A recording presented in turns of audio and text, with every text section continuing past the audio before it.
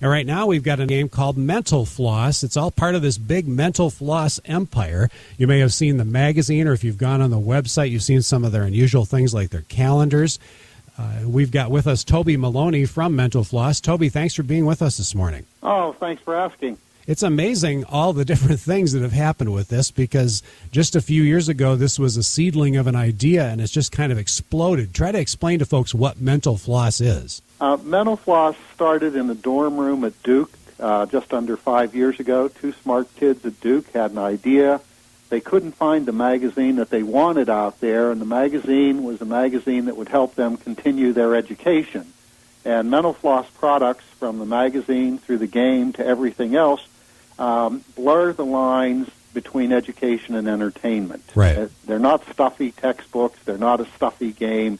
It's really, the magazine's been described as a liberal arts education in installments. Yeah, it's quirky. Quirky, Yep. funny. It's everything you should have learned in school but didn't. And it makes you think.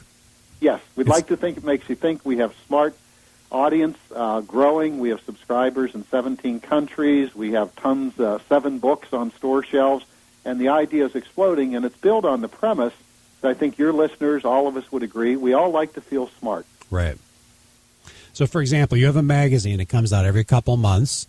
Yep. Explain, like, if the issue that's on the stand right now, the November-December issue, what would people find in that? What they would find on the current issue, first you'd see it if you go to Borders or Barnes & Noble or local bookstore, you'll see a big eye on the cover, and the cover story, this issue, is Eye on the Future. And it's really 21 experts looking at some things that are coming, some predictions, things that you and I probably heard about when we were kids, like the flying car, through things in the kitchen where, you know, today you can have, at a Chicago restaurant, you can actually have the menu for dinner. It's a soybean and potato to starch menu. It has a filet-flavored picture of a cow. You can eat it today. If you go to Moto Restaurant in Chicago and you're hungry for a menu, you know, you can chow down on that. But the magazine's a collection of trivia. It's a collection of serious left brain, right brain things, but always with a twist. The magazine's filled with bad puns,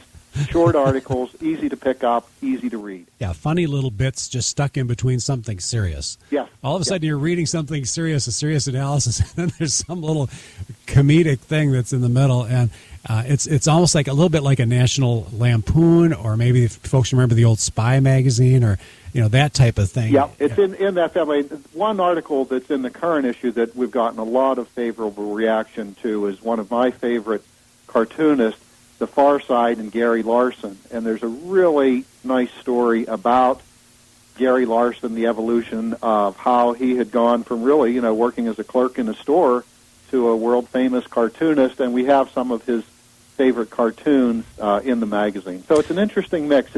We like to surprise readers. We like to, in all of our products, have what we call the wow factor. I didn't know that.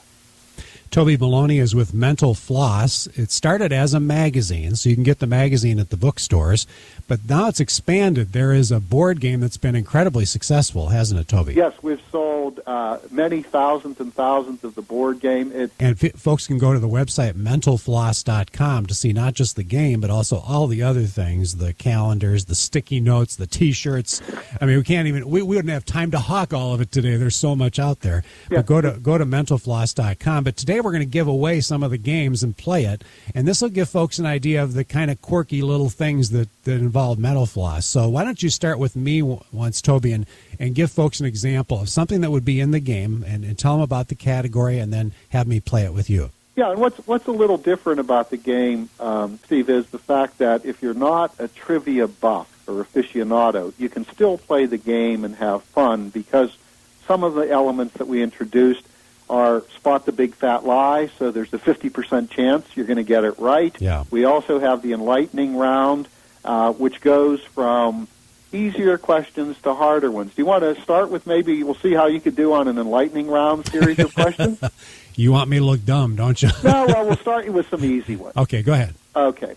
This U.S. city has more buildings over 1,000 feet tall, that's a total of 5 of them, than any other city in the world. But that's not all. Another building, 2 Prudential Plaza, just more minutes joining the quintet of skyscrapers by a mere 5 feet. Name the windy city in question. Well, I assume it's Chicago. Yeah, that's an easy one. Yeah. That's an easy one, almost in your backyard, right? Plus, you kind of gave it away in the question. So. Yeah. How about the second one? Little tougher. Which one of these states has 51 miles more tidal shoreline than California? A, Georgia, B, Washington, or C, Maine? Maine.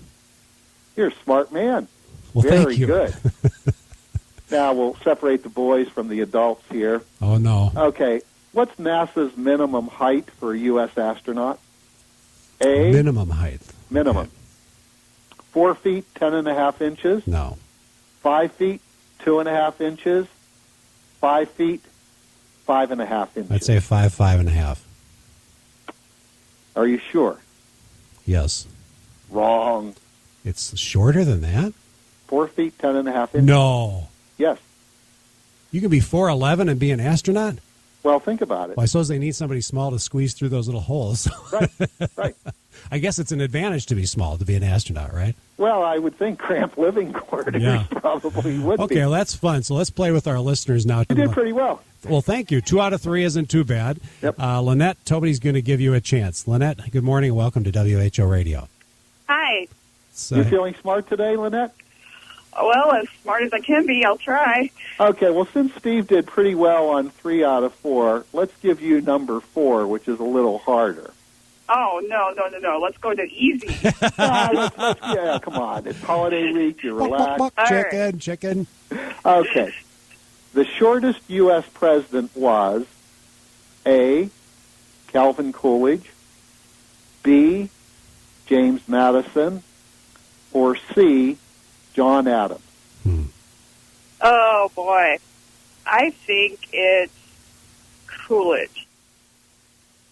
Close, but no cigar. Wrong. James Madison is the correct James answer. Madison. Do you know how tall he was? No, I knew was the question. I should know off the top of my head. But he was the shortest. I would remember, too, that at that time... Would he qualify to be an astronaut? That's He the question. probably would qualify to be an astronaut, right. But Thanks I think for trying, you did Lynette. a good job of trying. Yeah. Should we give you maybe a second Well, chance? Lynette's Steve? What do already you gone. think? We're going to go to Steve here. So Okay. Steve is up with us next on WHO Radio. I think we have Steve here. Steve, you on the line there? Yes. Okay, great. We're going to play Mental Floss with you. This is Okay. Toby Maloney. Okay, Steve, do you like soft drinks? Sure. Okay, do you like Dr. Pepper? Yep.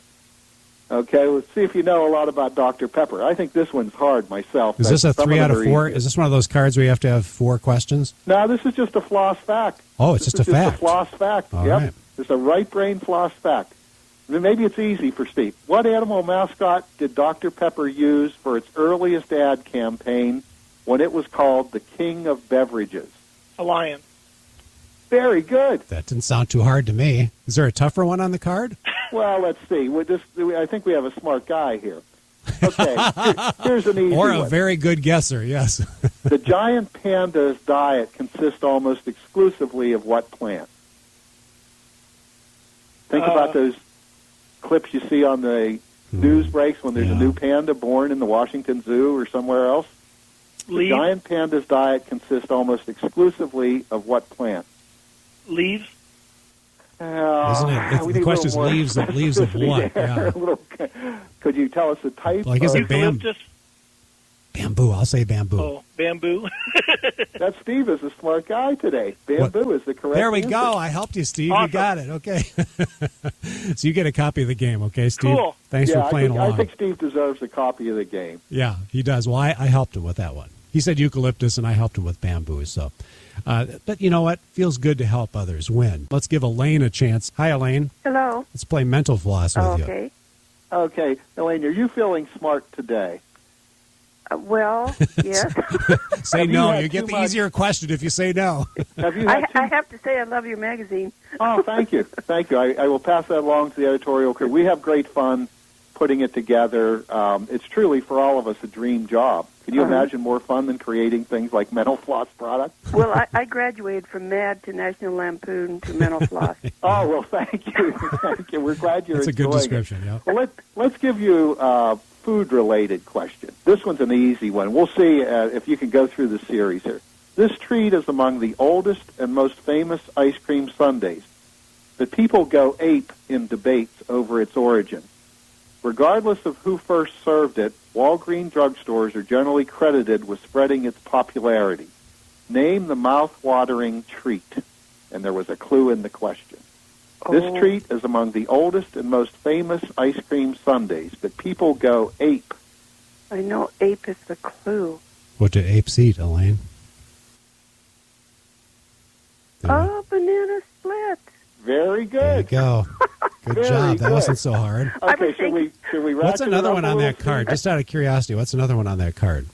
The next question. This is the enlightening round. Let's see if we can ratchet it up a level. Okay. Who received the first perfect score in an Olympic gymnastics competition? A, Mary Lou Retton, B, Dominique Swain, or C, Nadia Comaneci? Comaneci. Yeah, I'd say Nadia. You say right. Yeah, good job. Very you got good. it, Elaine. All right. Congratulations. You're getting a copy of the game Mental Floss, which you'll really enjoy since you're already a reader of the magazine. And, Toby, let's try to give one more game away, okay? Okay, do you want to start maybe with a toy question for somebody and see how they can do since Sure, a lot of toys were given out this week? That sounds great. It's your choice, and we're going to give Mary a chance right now on WHO Radio. Mary, are you ready for your question? I will try. Okay. And you're feeling smart today, right, Mary? Some days. I don't know about today. Well, I hope today is. Let's see if this one. This is a right brain question from the game. What toy, voted by Forbes magazine as the toy of the century, originated in Denmark in 1932? So it's been around a while. Toy of the century. What toy was voted toy of the century, and it originated in Denmark in 1932? Ross says Slinky, but I can't believe that. That's what I was going to say. Are you thinking that too, Mary? Well, go ahead and guess it. Who knows? Just take a guess. And I was going to say Slinky, and I don't know why. unfortunately, it's not Slinky. Slinky was invented in this country by a man named James and his wife. But this is something you would build with. I'll give you another. Lincoln Log? Warm. Getting warmer. Same letter. Thanks for trying, Mary. We can't give you the... Thanks for trying. What's the answer, Toby? Lego. Oh, Legos. Sure, that makes sense. Yep, Don't you think about the little emblem on the box? Being Denmark to help people. Yeah, that makes sense now. Barb, let's give you a chance to play the game Mental Floss. Hi, Barb. Hello. All right. Okay, Barb, you're feeling smart today, right? Oh, you bet. This one's an easy one, I think. In 1952, M&R Dietetic, Laboratories introduced Preem. And I'd spell it for you because you're just hearing it, not seeing it. Pream, the first brand of instant what? Oh, my. Can you say that again, Toby? In 1952, M&R Dietetic Laboratories introduced Preem, Pream. Pream. Right, the first brand of instant what? I guess coffee. You're close, very close. What goes in your coffee? Creamer. Instant creamer. Okay. Okay, that's pretty. I think you're pretty close. Yeah, that was pretty close. Thanks for playing, Barb. We got to get somebody who gets the first answer right, though, because we only have one game left, and we want to make sure it's somebody who gets it right the first time. So, Linda, we're going to give you a chance to play along with Toby Maloney from Mental Floss. Hi, Linda. Hello. Are these challenging? Do you think they're too hard? Oh, they're kind of hard for me. I think I would have been better on the first game earlier. But when you think about it, the thing I like about this, when you think about it, you kind of go, oh, yeah. And that's what it's making your mind work. Uh-huh. Yeah, we try to get people to make their minds work, and also we have some spot the big fat lies. But let's start with an easy floss fact. Okay. You watch TV at all, even the reruns, you probably know this one. On TVs, All in the Family, what was Archie Bunker's nickname for his son-in-law, Michael Stivic? Well, that's easy. Oh, I feel guilty. This is pretty easy. Meathead. Yeah. Okay, you feel pretty good. What do you think, Steve? Should we make a second answer? Yes, that was way too simple. That was way too easy. That was way too simple. Okay, let's make this one will be a little more challenging. Okay. What filmmaker aspired to a career as a priest, but quit the seminary when school officials refused to let him watch the 1968 World Series. Oh, brother. Now, that one you said you wanted hard. This is a divinity school dropout. He aspired to a career as a priest, but he quit the seminary when school officials refused to let him watch the 1968 World Series. And I would add an additional little clue to help you. Detroit was in the World Series in 1968, and this person was in high school in 1968, so you have an idea of age. This is really hard. I don't think it's Steven Spielberg, because I think he's Jewish, so I don't think he'd be in the seminary. I'm going to say George Lucas.